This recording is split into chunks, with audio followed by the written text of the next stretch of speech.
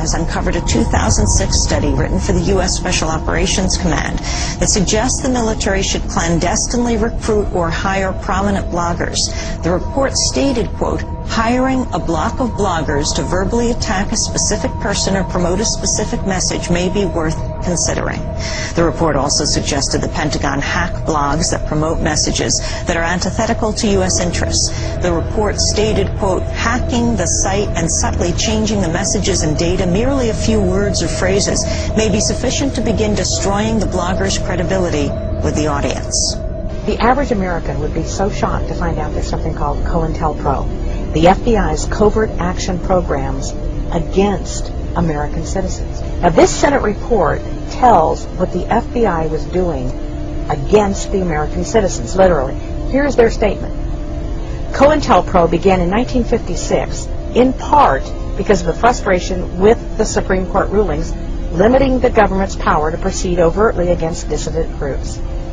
It ended in 1971 with the threat of public exposure. The Bureau conducted, their terms, a sophisticated vigilante operation aimed squarely at preventing the exercise of First Amendment rights of speech and association. Cointelpro, where they had targeted thousands and thousands of people for investigation based upon no violation of the law, just hunches and suspicions, where they were tracking down Martin Luther King, who had committed no crimes, but they were tapping him, they were covering him, they were on his case all the time, and they were trying to dismantle him as the leader of the civil rights movement. But the fact that this could happen in America, this nation of law and accountability, and happen over so many years. Presidents of both political parties were involved in this. It was a bipartisan thing, and there was a lot of this that the agencies had to explain that were the result, directly or indirectly, of pressure from above. Yes, we were surprised. The FBI set out to neutralize the Black Panther Party any way they could. Cointelpro was doing its mischief in attempting to pit the two organizations against each other. It got to the points where there was clearly almost a state of war that was existing between the two organizations. The FBI had created this tension, but you had these two groups that, when they saw each other on the street, it was just a natural confrontation. Correspondence propaganda between the two, telling one that the other one was doing something that wasn't appropriate. Well, I felt pretty bad because most of it was really crap. It was a waste of time. We destroyed a lot of lives, and I always deny that, but the police department had infiltrated the Panther 21, and the highly publicized, highly touted trial of 21 members of the Panther Party for allegedly plotting to blow up department stores turned out to be a total hype, entire harassment, entrapment by the FBI, where it was revealed that FBI agents had infiltrated the Panthers, and the people behind any ideas of a plot to blow up anything were all government agents. It's been revealed that incendiary blogger and radio host Hal Turner was an FBI informant and agent provocateur.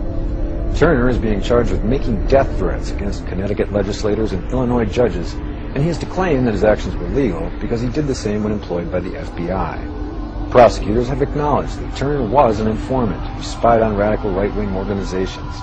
But Turner went much further than spying. He also called for former Congresswoman Cynthia McKinney to be lynched. McKinney responded to the news saying, quote, "It has just now come to my attention that a journalist who suggested that I be lynched was actually being paid by our own government to say that. Now, when I reported it to the FBI, how in the world was I to know that he was at that time on the FBI's payroll?" A prominent Austin-based activist named Brandon Darby has revealed he worked as an FBI informant in the 18 months leading up to the Republican convention. Brandon was obviously living a double life, so the discord and aggression and violence and abuse are real. I experienced it personally. But we know that he has showed up at every important organization in this area. He has showed up in the immigrant rights organizations, in the refugee organizations, in the prison organizations, in the anti-war organizations. When we started Common Ground, Brandon was right here But I knew from the very beginning that Homeland Security had infiltrated us. I knew that when I realized that to be critical of FEMA response or the aftermath of Katrina, we took upon the wrap of Homeland Security. I was looking at it coming from many different ways, but God knows I didn't think it would be from Brandon. Big cleanup is underway after another riot broke out last night during a protest against police brutality. Any message organizers had was quickly lost amid the damage and debris that put the actions of some protesters, not the police, in the spotlight. Protest organizers called people to the streets to complain about police brutality. 221 people were arrested. They're blaming police for provoking the protesters and then going overboard. Police make massive arrests for nothing, this man says. Instead of targeting the main people, they grab everyone.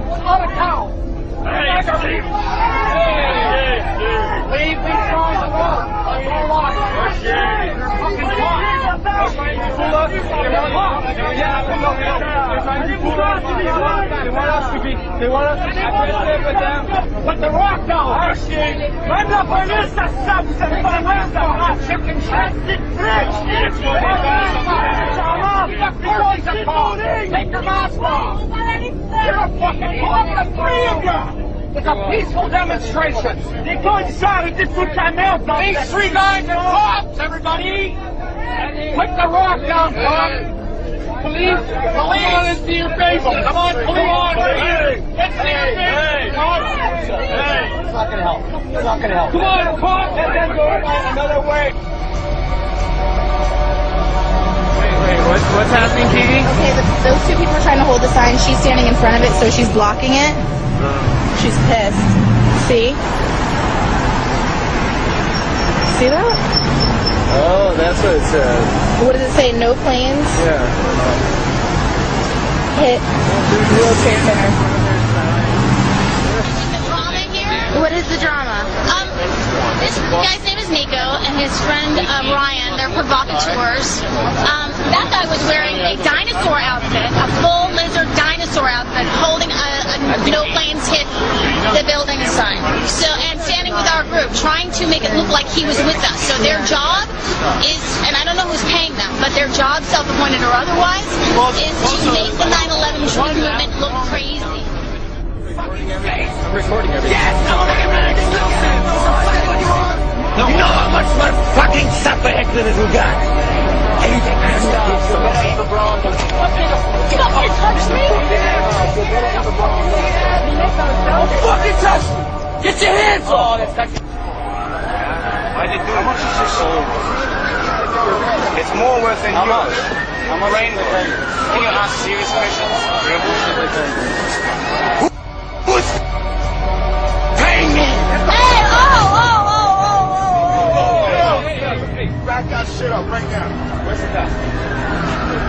If you ever touch me again, fire his finger on again. Hey, I'd like to press assault charges. They're ignoring me. Yeah, they should ignore you, man. We showed them the video of the guy assaulting me. I said I wanted to press assault charges.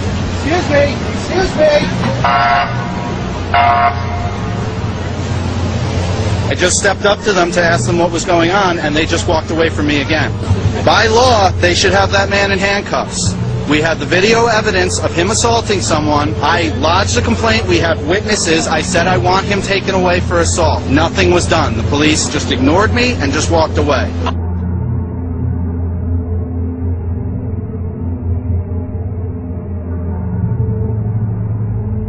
Sources in America from the State Department and the CIA have confirmed that payments were made to a group in Libya that was associated with Osama bin Laden. No, your inalienable rights come from God, and no one can force you to contract into the laws of England or the laws of Britain. You only have one allegiance, and that is to God and His chosen one. And I am, of course, that chosen one. I am the Lord Jesus Christ, and I now welcome you to the end times.